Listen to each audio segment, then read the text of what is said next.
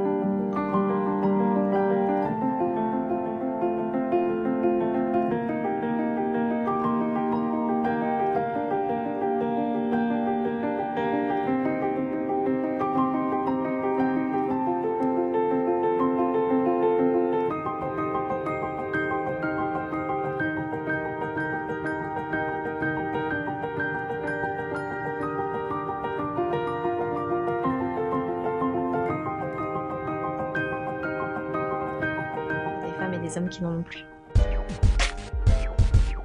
Je vais vous parler du tatouage sous un angle un peu différent, pas quelque chose de purement décoratif ou artistique, mais de quelque chose qui peut réellement aider à reconstruire l'estime de soi. Donc moi j'ai travaillé pendant plus de 15 ans dans le domaine de l'oncologie, dans le développement de nouvelles molécules contre le cancer. Et dans ma vie personnelle, un événement est venu un peu bouleverser cette routine. Ma petite dernière, qui était alors âgée de 10 mois, a une leucémie aiguë. Donc je suis passée de l'autre côté du miroir et ça m'a donné envie de changer un peu ma façon de voir les choses et de changer mon rapport à mon métier et de l'humaniser un petit peu. Un jour j'ai découvert sur Facebook la vidéo d'un tatoueur américain qui s'appelle Vinnie Myers, qui faisait du tatouage sur les mamelons des femmes qui avaient eu des cancers du sein. Et j'ai découvert du coup quelque chose que je ne connaissais pas du tout. Et donc ça a été le départ d'un cheminement, d'une formation d'abord auprès des chirurgiens et puis de questionnement autour de la sécurité du tatouage chez les personnes qui ont eu un cancer, toute la recherche autour de ça. Et puis ensuite, la décision d'abandonner cette carrière un peu scientifique pour me former au tatouage avec un maître tatoueur, parce que c'est comme ça qu'on apprend à tatouer et pas à l'école. Donc j'ai décidé de partir aux États-Unis pour compléter cette formation et de faire une formation spécifique au tatouage 3D de l'aréole et du mamelon, qui consiste à recréer avec un trompe-l'œil l'illusion de la forme, la couleur, la taille du mamelon et redonner estime de soi et confiance en soi aux patientes qui ont eu un cancer. Le moment qui est le plus touchant pour moi, c'est effectivement le moment de la mise devant le miroir. Très rapidement, en fait, il y a une émotion commune parce que voilà, elles découvrent que c'est la fin et que c'est une dernière étape et qu'elles vont pouvoir passer à autre chose. Et parfois, il y a l'accompagnant, la sœur, l'ami, le conjoint. Et c'est un moment bouleversant pour tous parce qu'on assiste à une renaissance quelque part d'une personne qui s'était mise parfois à se cacher, qui ne se regardait plus et qui avait perdu cette capacité à se trouver jolie. Mais effectivement, cette dernière étape, si elle n'est pas complètement essentielle aux yeux des gens, elle n'est pas futile pour autant parce qu'en fait, elle va permettre à la personne de s'approprier ce qui a été reconstruit, même si c'est différent d'avant, même s'il y a une cicatrice, même si la forme n'est pas la même, même s'il y a une prothèse. À partir du moment où je le reconnais dans le miroir, il fait partie de moi. Et si je l'accepte et que je peux le considérer comme faisant partie de moi, je peux passer à autre chose. Et si je peux passer à autre chose, j'ai tout loisir de retrouver une vie la plus agréable possible parce que je suis plus concentrée sur quelque chose de manquant. Donc pour ces femmes et ces hommes, que ça concerne aussi dans 1% des cas du cancer, se retrouver dans le miroir avec un corps qui est complet, c'est pouvoir cocher une case et dire ça y est, ça c'est fait et je peux passer à autre chose. Alors on sait qu'il y a 60 000 cas de cancer du sein par an en France et que ce chiffre augmente. Il y a 20 000 femmes par an qui vont avoir une mastectomie et malheureusement aujourd'hui il n'y a que 20 à 30% de ces femmes et hommes qui vont passer par la case de la reconstruction. Alors chez l'homme c'est extrêmement rapide parce qu'on fait pas grand chose, mais chez la femme il existe vraiment des méthodes de plus en plus affinées de reconstruction. Donc effectivement le nombre ne va cesser de croître et on essaye de pousser aussi à l'information sur la reconstruction pour faire grossir un peu ces chiffres pour que les femmes se sentent encouragées à aller vers ce geste. Et c'est en ça que je me bats, c'est pour pouvoir d'abord, avant d'enseigner ce type de tatouage, c'est lui trouver vraiment un encadrement et une place place. Le dossier est dans les mains du ministère de la Santé parce que je pense qu'on doit discuter, on doit faire avancer ce dossier pour que ce nouveau métier émerge dans de bonnes conditions. Au revoir les éclaireuses!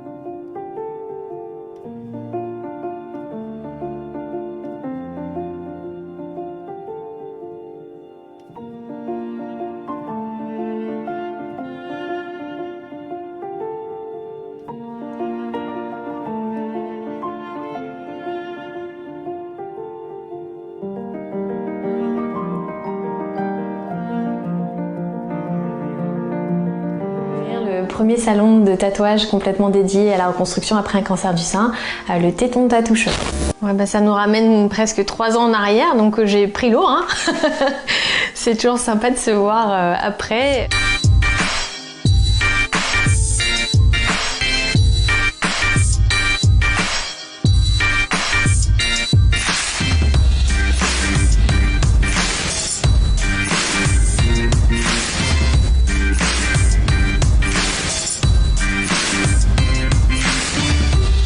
Quand on a un cancer du sein, il existe deux manières de le traiter. Soit on enlève une partie du sein et dans ce cas-là on ne touche pas à l'intégrité du sein, soit parfois on est obligé d'enlever la totalité du sein.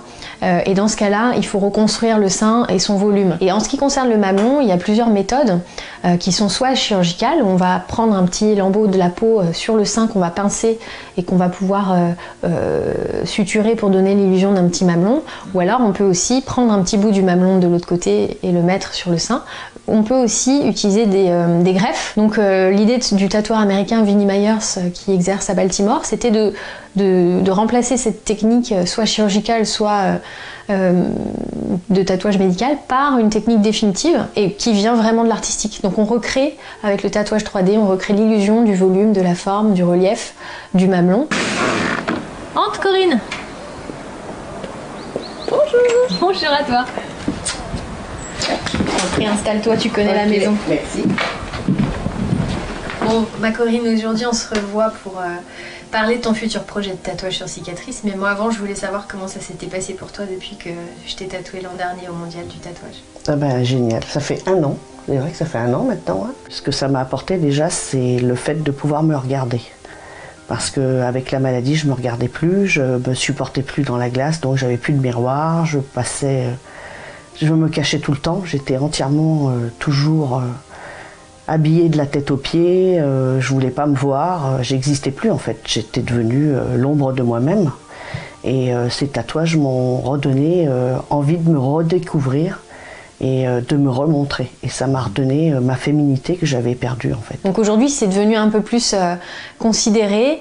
J'ai la chance depuis ces 2 dernières années d'avoir eu beaucoup de visibilité et notamment grâce à vous. Et ce qui est aussi magnifique, c'est que maintenant des mutuelles se sont engagées à mes côtés et remboursent partiellement le recours à ce type de tatouage qui jusqu'à présent n'était pas considéré comme une vraie alternative. Depuis qu'on s'est vu en 2017, j'ai développé aussi une deuxième branche qui est associée au tatouage de reconstruction du mamelon.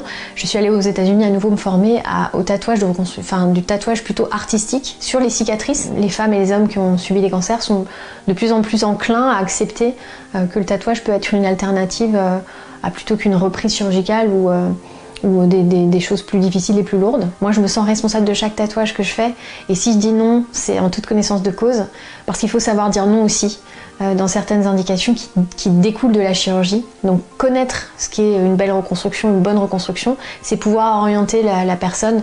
Si le résultat n'est pas fini, il faut être capable de pouvoir l'envoyer vers un autre chirurgien ou être capable de dire c'est pas du ressort du tatouage. Donc ça c'est vraiment une compétence ultime pour respecter cette clientèle fragile. Le tatouage il a plein de vertus et ça c'est une vertu qui est tout à fait éthique et sociétale et mes clientes retrouvent un allant, elles retrouvent confiance en elles arrêtent les antidépresseurs, elles se remettent, elles se repomponnent, elles trouvent un amoureux, elles retrouvent du travail. Et je crois que ça crée une valeur sociétale dont on n'est pas en mesure de se passer.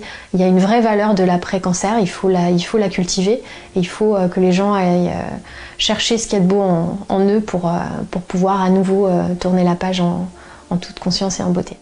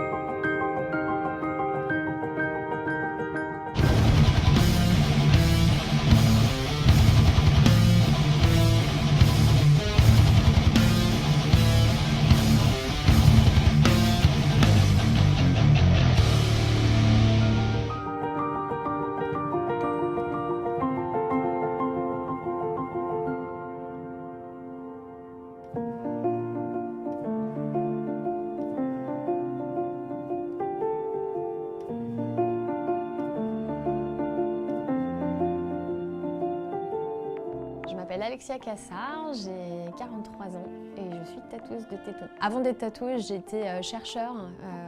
Moi, j'ai travaillé dans le développement clinique en oncologie, donc c'est un grand mot pour dire que j'ai développé des chimiothérapies. J'ai switché de carrière à partir du moment où j'ai été moi-même impactée de manière personnelle par la maladie, puisque ma plus jeune fille, qui à l'époque était un bébé de 10 mois, a eu une leucémie aiguë. Après sa rémission, je me suis vraiment posé la question de ce que j'avais envie de faire et quel impact j'avais envie d'avoir dans la vie des gens. Alors le tatouage de reconstruction du mamelon, ça vient des États-Unis. C'est une technique qui a été développée dans les années 2000 par un tatoueur qui s'appelle Ginny Myers. J'ai découvert cette technique et je ne savais pas qu'elle n'existait pas, en tout cas elle n'était pas développée en Europe.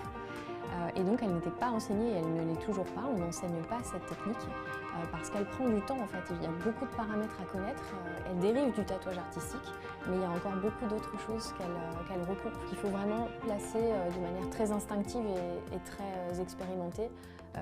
Les contrastes, les contours, pour vraiment donner l'illusion du relief en trompe-l'œil, puisque c'est ça toute l'essence de ce geste, c'est de donner l'illusion du mamelon tel qu'il était ou tel qu'il sera pour le reste de leur vie. Avant de faire le tatouage, elles parlent de leur sein comme de bosses, de boules, de masse, de plastique. Enfin, il y a vraiment une façon très négative de parler de leur corps Et puis après la réalisation du tatouage, elles se réapproprient très rapidement leur nouvelle image et en fait elles jouent avec leur image dans le miroir comme si elles étaient en train de découvrir une nouvelle coiffure ou en train d'essayer des vêtements dans une cabine de lingerie. Leurs cicatrices leur apparaissent moins visibles et clairement leur attention est déviée. Donc en fait elles ont une vision globale d'elles-mêmes et le fait de se sentir intégralement reconstruite, c'est assez émouvant et touchant et ça va les aider à passer outre tout ce qui a été difficile et un peu enfermant de la maladie. Et quand je les revois pour les retouches, 3 mois après, quand on a besoin de faire une petite retouche légère, elles ont changé de coiffure, elles ont acheté de la belle lingerie, certaines ont retrouvé un amoureux, ou elles ont comme projet de retrouver du travail, elles arrêtent leur traitement antidépresseur. Chaque personne qui se fait tatouer, généralement, elle a quand même un fond de quelque chose à dépasser en fait. Mais dans ce type de tatouage-là, plutôt vraiment de reconstruction de l'estime de soi, il y a encore autre chose parce qu'il y a un morceau d'intégrité qui est perdu. Il y a tellement de choses qui sont cristallisées dans la maladie et dans la perte de la féminité, mais ça va au-delà. Parce qu'en fait, il y a la perte de la conjugalité, il y a la perte de son espace sociétal. En fait, on a perdu sa place, on a perdu son travail, on peut avoir perdu la relation avec des proches, on peut avoir perdu beaucoup de choses à travers juste un morceau de votre corps qui a disparu. Elles se retrouvent à travers ce geste bien au-delà de leur féminité, parce qu'elles peuvent être très féminines même sans avoir un sein, on peut être féminine sans avoir de sein, et même sans être une femme. J'ai eu la chance de tatouer parmi les 600 personnes à peu près que j'ai tatouées à The Téton Tattoo Shop. J'ai tatoué 8 hommes et ça a été à chaque fois une expérience extraordinaire parce qu'on apprend beaucoup du regard de l'autre et finalement la souffrance masculine de la perte du téton est aussi grande, voire pratiquement supérieure à celle de la femme puisque c'est un élément qui n'est pas caché. L'homme qui a perdu son téton, il va à la piscine, on le voit, il va à la plage, on le voit, il va au sport, on le voit, et puis on n'ose pas lui demander parce que la plupart des gens ne savent pas qu'on peut avoir un cancer du sein quand on est un homme.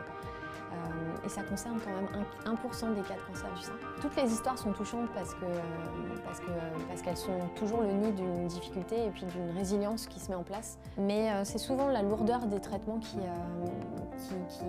fait s'interroger et puis parfois les échecs de ces traitements et puis les mutilations qu'on peut voir vraiment se mettre en place dans ce processus qui devrait être reconstructeur et qui finalement parfois est plus destructeur. Elles sont à travers la douleur que ce geste peut occasionner quand on fait par exemple des tatouages sur les cicatrices. Il y a des zones sensibles, il y a des zones qui ont perdu les sensibilités mais elles sont tellement courageuses que leur force morale et leur force physique c'est une vraie leçon de vie aussi pour l'ensemble de la communauté.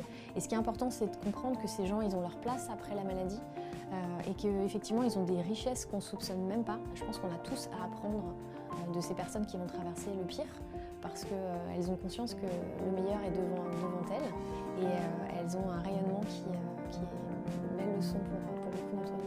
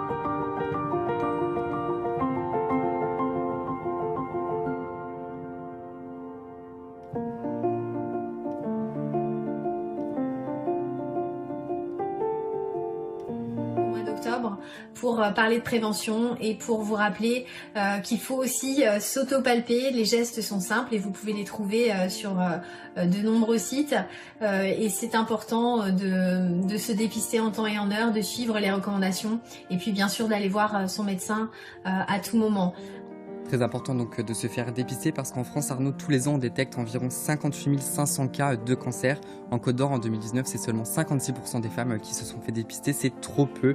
Alors il faut sensibiliser sur les réseaux sociaux. Le compte de la Ligue du cancer propose un défi qui s'appelle Haut les seins. C'est simple, on prend une photo qu'on partage sur Instagram avec le filtre Octobre Rose. On lève les mains comme si on enlevait son soutien-gorge et évidemment les hommes peuvent participer.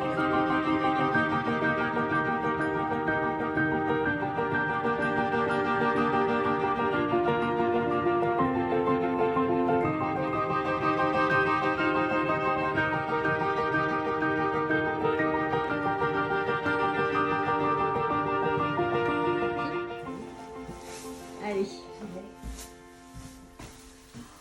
Oh, j'adore, c'est beau. Oh là là, c'est magnifique. Oh là là là là là là. Oh, c'est beau. Alors, Oh, j'adore. C'est sublime, sublime, j'adore. Vraiment. C'est top. Top, top, top. est-ce que vous aimez ce nouveau vous? Ah, j'adore. Oh, c'est beau. Qu'est-ce que c'est beau. On dirait un petit bustier, c'est trop mignon. Ouais, ouais, c'est beau, c'est magnifique. Vous êtes une fée. La fée des tétons. La fée. La fée des tétons tous les jours. Ah, c'est beau, c'est magnifique, vraiment, vraiment. Ouais, vraiment. ça vous va bien. C'est beau. Ça- Ah ouais, Ça vraiment. vous va très bien. Moi, je suis contente. C'est top. Vraiment, c'est topissime. J'adore. Vraiment, j'adore. Je suis fan. Il va falloir se péter les coquines. C'est clair. Ce sera bien mérité. Ce sera bien mérité. Ah oui, là, c'est clair. Trop classe. Trop classe. C'est beau. Vraiment. Waouh. Eh ben, on a rempli notre mission. Ah là, là. Franchement, ouais. on a bien géré. Vous avez été une championne. C'est beau. Vraiment, Parfait. Au top. Je peux sortir comme ça. Bonjour. Bah, salut, Bonjour. salut. Comment ça va? Je suis top. Bonjour. Ouais, c'est magnifique, vraiment. Bah, c'est vous qui êtes magnifique. Ah, mais j'adore. C'était Ah ouais, vraiment vous le. avez fait un boulot de ouf. Bah, vous avez géré aussi de ouf. Hein. Je me permets, je le vois dans le petit miroir, mais c'est vous qui avez géré de ouf. Quoi. Bon, bah voilà, mission accomplie. Ah ouais, c'est beau. C'est vraiment très beau.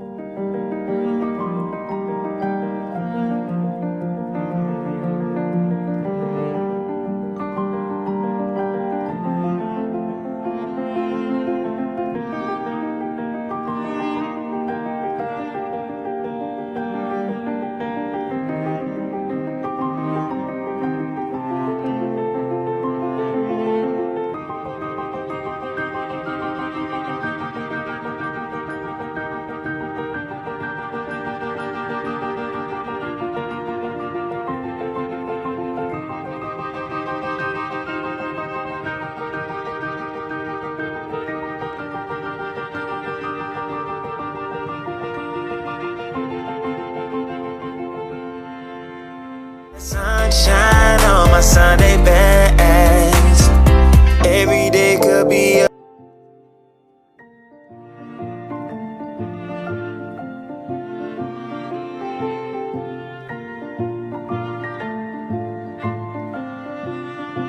Ce serait juste faire des ronds et les colorier, ce serait pas pareil. Je vois vraiment la différence qu'on fait dans la vie des gens.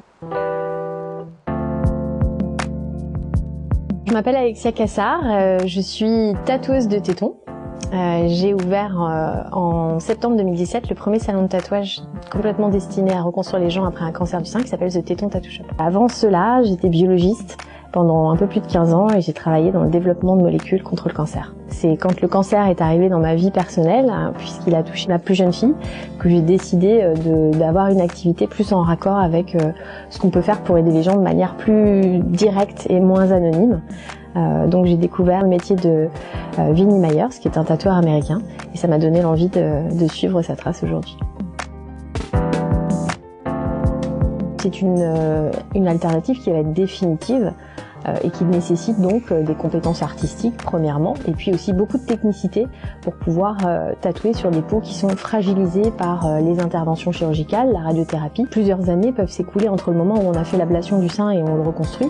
Et cette dernière étape qui est la reconstruction du mamelon et de l'aréole, elle était jusqu'à aujourd'hui souvent décevante par manque de ressemblance avec le sein reconstruit, et ça pouvait impacter aussi l'acceptation de cette reconstruction.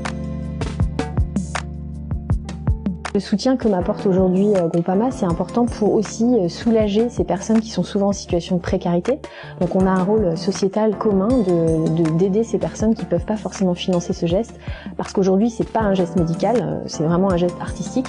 Il n'y a donc pas de prise en charge au titre de l'affection longue durée. Et donc ces personnes impactées une première fois par la maladie le sont une deuxième fois sur l'aspect matériel, financier, sociétal. Donc on est là aussi pour leur tendre la main et les aider à aller de l'avant. On n'oublie jamais ce qu'on a traversé, mais quand on est bien accompagné, je pense que c'est plus facile de récupérer le sourire après la maladie. La maladie, c'est pas une fin en soi, ça peut être une étape, et en tout cas, la prévention c'est important, donc faites les dépistages et mesdames, palpez-vous tous les mois. Les petits mots que je reçois quand elle m'envoie des photos et qu'elle me dit tout va bien, ça fait 15 jours, j'ai oublié de vous envoyer une photo parce que ça fait partie de moi, j'ai oublié qu'il fallait que je les surveille. Ça a remis des étoiles dans les yeux de mon mari, moi je suis aux anges quoi.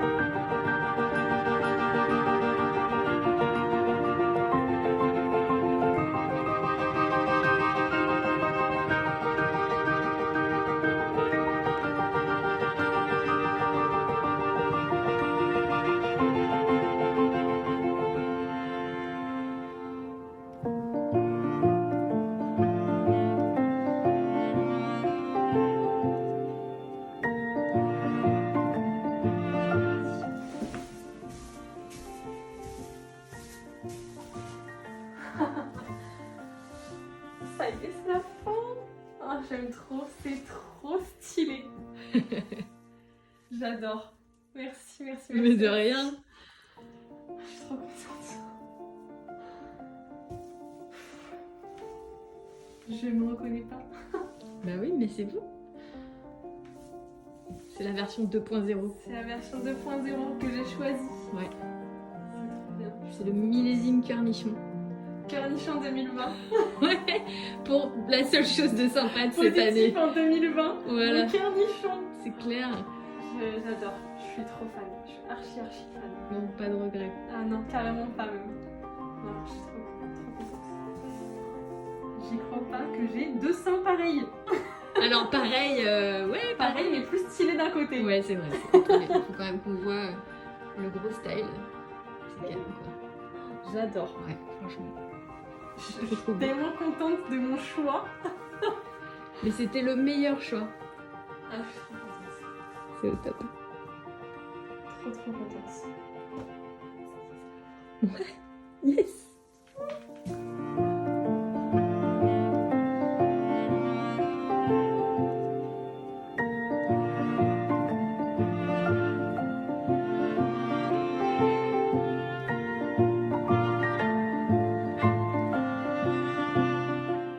Bon bah voilà une page qui se tourne.